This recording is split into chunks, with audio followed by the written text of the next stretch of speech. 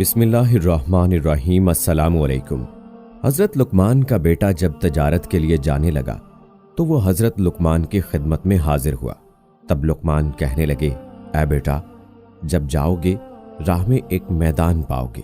اس میدان میں ایک چشمہ ہے جس کا پانی نہایت ٹھنڈا اور شیریں ہے، اور اس کے کنارے ایک درخت ہے جس کی چھاؤں گھنی اور فرحت بخش ہے، لیکن خبردار، اس درخت کے سائے تلے ہرگز نہ بیٹھیو، اور اللہ تم کو اس مہلکہ سے محفوظ رکھے۔ اور وہاں تم کو ایک شخص بوڑھا ضعیف تم کو ملے گا جو عمر میں اس درخت سے بڑا ہے، پھر جیسا وہ تم کو کہے اس کی بات لازمی مانیو۔ اور دوسری بات یہ کہ جب آگے جاؤ گے تو فلاں گاؤں میں جانا، وہ لوگ میرے دوست ہیں اور تم کو اپنے گھر لے جائیں گے تعظیم و تکریم سے۔ اور اس گاؤں میں ایک عورت ہے نہایت حسین و جمیل اور مالدار، بس تم کو اس عورت سے بیاہ دینا چاہیں گے، لیکن تم ہرگز قبول نہ کیجو، اور خدا اس سے تمہیں اپنی پناہ میں رکھے۔ اور تیسری بات یہ کہ ایک شخص فلاں نامی اور فلاں شہر میں رہتا ہے، ایک مدت ہوئی مجھ سے قرض لے کر گیا ہے، بس اس سے وہ قرض وصول کیجو، اور خبردار شب کو وہاں نہ ٹھہرنا، اور یہ تمام نصیحتیں یاد رکھنا، اور اب جاؤ، میں نے تمہیں خدا پر سونپا۔ چنانچہ وہ اپنے باپ کی بتائی گئی باتوں کو تسلیم کر کے سفر پر نکلا۔ جب میدان مذکورہ میں پہنچا جس کے بارے میں اس کے باپ نے نصیحت کی تھی، اس کے کنارے ایک چشمہ پانی کا پایا۔ اس کا پانی نہایت شیریں و شفاف، اور اس چشمے کے کنارے ایک درخت پایا جس کے سائے تلے ایک شخص بزرگ کامل بیٹھا ہوا تھا۔ مارے گرمی اور پیاس کے چاہتا تھا کہ اس چشمے سے پانی پیے اور اس درخت کے سائے تلے دم بھر کے لیے آرام کرے، لیکن اسی وقت اسے اپنے باپ کی گئی نصیحت یاد آئی تو وہاں سے قدم آگے بڑھانے لگا۔ تب اس بزرگ نے جو درخت کے نیچے بیٹھا تھا پکارا، اے لڑکے، کہاں جاؤ گے؟ ایسی دھوپ میں اور سخت گرمی پڑ رہی ہے، بس اس چشمے کا ٹھنڈا پانی پیو اور ذرا چھاؤں کے تلے دم لے لو، میرے پاس آ کر بیٹھو۔ لڑکا بولا، ہرگز نہیں بیٹھوں گا، کہ میرے باپ نے مجھے منع کیا ہے اس درخت کے سائے میں بیٹھنے سے۔ تب وہ بزرگ کہنے لگا، قسم ہے تیرے رب کی، اس دھوپ اور گرمی میں نہ جا اور میرا کہا مان۔ یہ بات سنتے ہی لڑکے کو باپ کی بات یاد آئی کہ وہ بزرگ تجھے جیسا کہے اس کا کہا مانیو۔ تب لڑکے نے اس بزرگ کا کہا مانا اور خلاف اس کے نہ کیا، سلام کر کے بیٹھ گیا، چشمے سے ٹھنڈا پانی پیا اور تھوڑی دیر سستانے کو لیٹ گیا اور سو گیا۔ تبھی اس درخت پر سے ایک سانپ اس لڑکے کو کاٹنے کے لیے اترا۔ لڑکا سوتا تھا لیکن بزرگ جاگتے تھے، بس اس بزرگ نے سانپ کو مار کر سر اس کا کاٹ لیا۔ جب لڑکا اٹھا تو دیکھا کہ ایک سانپ مردہ پڑا ہے بغیر سر کے، بس بزرگ سے حال حقیقت معلوم کر کے متعجب ہوا اور باپ کی پہلی نصیحت کا راز جانا۔ بعد اس کے لڑکا وہاں سے اٹھا، اپنا اسباب سفر باندھا اور اس بزرگ کو سلام کر کے جانے کی اجازت طلب کی۔ تب بزرگ آدمی نے پوچھا کہ تم کہاں کا عزم سفر رکھتے ہو؟ لڑکے نے کہا، فلانے گاؤں میں جاتا ہوں کہ وہاں میرے باپ کے دوست ہیں۔ بزرگ نے کہا، اگر تم کہو تو میں بھی تمہارے ساتھ چلوں؟ لڑکے نے کہا، بہت اچھا، آپ بھی چلیے۔ تب دونوں اس گاؤں میں کہ جہاں کا ارادہ تھا پہنچے، تو وہاں کے لوگوں نے ان سے پوچھا کہ تم کون ہو اور کہاں سے آئے ہو؟ تب لڑکے نے کہا، میں لقمان حکیم کا بیٹا ہوں اور یہاں تجارت کی غرض سے آیا ہوں۔ تب گاؤں کے لوگ انہیں نہایت تعظیم و تکریم سے اپنے گھر لے گئے اور انہیں کھانا کھلایا اور ہر روز مہمانداری کرنے لگے۔ تب ایک دن کہنے لگے، اے لڑکے، ہماری قوم میں ایک عورت نہایت خوبصورت، نیک بخت، مالدار اور حسب و نسب میں درست ہے۔ ہم چاہتے ہیں کہ تم سے اس کا نکاح کر دیں کہ یہ بات تمہارے واسطے اچھی ہوگی کہ مال و دولت خوب ہاتھ لگے گی۔ تب لڑکے نے کہا، میرے باپ نے اس سے منع کیا ہے کہ سفر میں کسی امر کی پابند نہ ہونا، ورنہ نقصان اور تکلیف اٹھاؤ گے۔ تب اس بزرگ نے جو ساتھ تھا کہنے لگا کہ جب یہاں کے سبھی رئیس آرزو مند ہیں اور اس کی گواہی دیتے ہیں، اور یہ بھی کہ وہ حسین و مالدار ہے، تو شادی کرنے میں کوئی مذائقہ نہیں اور کوئی اندیشہ نہ کر۔ تب لڑکے کو باپ کی نصیحت یاد آئی کہ وہ بزرگ جو بھی کہیں اس پر عمل کرنا۔ تب بسر سلمان نے اپنے مصاحب یار کے کہنے سے اس عورت مالدار سے نکاح کیا۔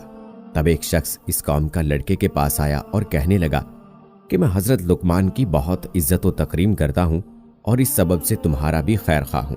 تم نے ناحق اس عورت سے نکاح کیا وہ بہت بری ہے اور قبل تم سے اپنے 9 شوہروں کو اپنی خلوت گاہ میں مار چکی ہے، بس اب تم کو بھی مار ڈالے گی۔ سو اگر تم بھلا چاہتے ہو تو کسی ہیلے بہانے سے یہاں سے نکل جاؤ۔ تب لڑکا اس شخص کی باتیں سن کر ڈرا اور لگا پچھتانے اور مخموم ہوا۔ چنانچہ جب لڑکے کے مصاحب نے اسے رنجیدہ دیکھا تو پوچھا کہ تم کس بات کا اندیشہ کرتے ہو؟ کیا سبب ہے جو میں تمہیں پریشان دیکھتا ہوں؟ تب لڑکے نے کہا کہ میں نے سنا ہے کہ میری بیوی کے جس سے میں نے یہاں نکاح کیا ہے، مجھ سے پہلے 9 شوہروں کو پہلی خلوت شب زفاف میں مار ڈالا ہے۔ ڈرتا ہوں کہ شاید مجھے بھی نہ مار ڈالے، اور شاید اسی بات کے سبب سے میرے باپ نے مجھے اس نکاح سے منع کیا تھا۔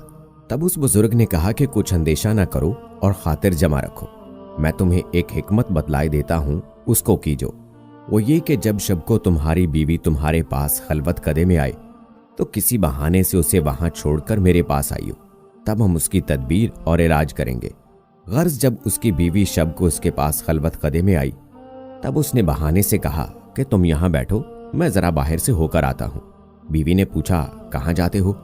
لڑکے نے کہا کہ قضائے حاجت کو جاتا ہوں، تم تب تک یہاں انتظار کرو، اور اس کے علاوہ بھی ایک کام ہے وہ آ کے بتلاتا ہوں۔ تب لڑکا وہاں سے نکلا اور سیدھا اس بزرگ کے پاس پہنچا۔ تب اس نے ایک آتش دان انگاروں سے بھرا ہوا لانے کو کہا۔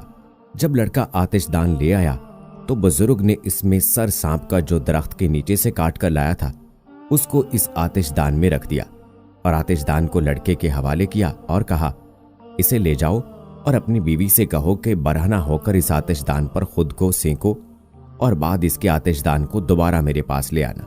تب لڑکا وہاں سے گیا اور جیسا اس بزرگ نے کہا تھا اپنی بیوی کو کہا، اور بعد میں اس کے سینکنے کے آتش دان واپس لے گیا۔ تب اس بزرگ نے دیکھا کہ 2 سانپ اس انگیٹھی میں جل رہے تھے۔ تب بزرگ نے کہا اب جاؤ اور بے خطر اپنی بیوی سے جمع کرو کہ جس کا ڈر تھا سو سانپ اس انگیٹھی میں جل رہا ہے، بس اسی سبب سے پہلے شوہر اس کے مارے جاتے تھے۔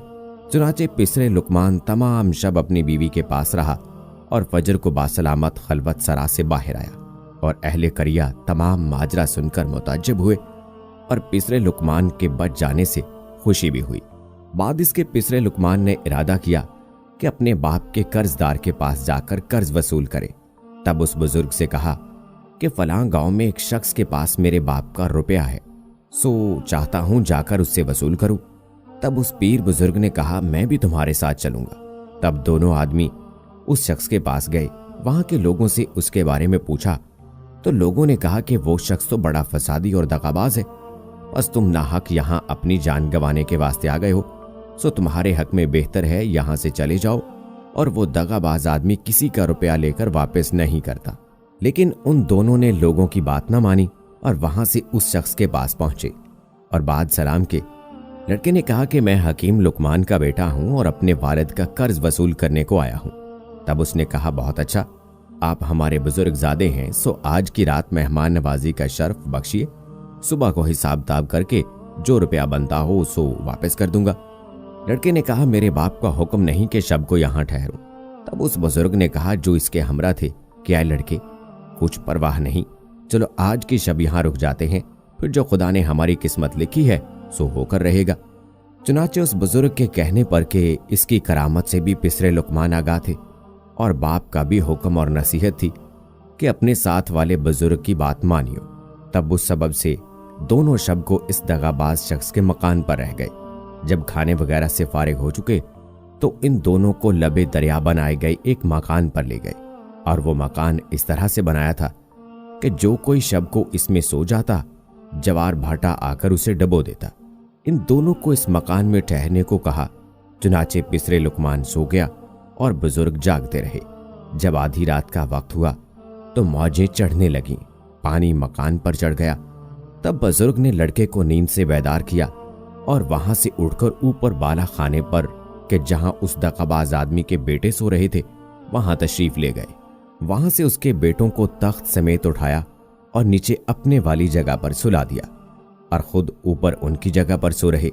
جب فجر کے وقت وہ شخص آیا اور دیکھتا ہے کہ دونوں اوپر والے طبق میں اس کے بیٹوں کی جگہ سو رہے ہیں اور اپنے بیٹے نیچے مکان میں ان کی جگہ پانی میں مردہ پڑے ہیں، تب پکار کر کہنے لگا کہ افسوس صد افسوس، میں نے تمہارے واسطے یہ فریب کیا تھا کہ تم کو मार डालूं। ये मैं अपने फरेब में आप हलाक हुआ, मेरे सब बेटे मारे गए। तब उन दोनों ने कहा कि जो किसी के लिए बदी करता है सो दर हकीकत अपने लिए करता है। हम सद्दाक की सायत के यानी नहीं घेरता है मगर मकर करने वालों को। अलगर्ज लुकमान के बेटे ने इस दगाबाज शख्स से अपने बाप का रुपया वसूल किया और अपनी बीवी को कि जिससे वहां निकाह किया था को लेकर माए उस बुजुर्ग असबाब के अपने वतन वापसी का सफर किया।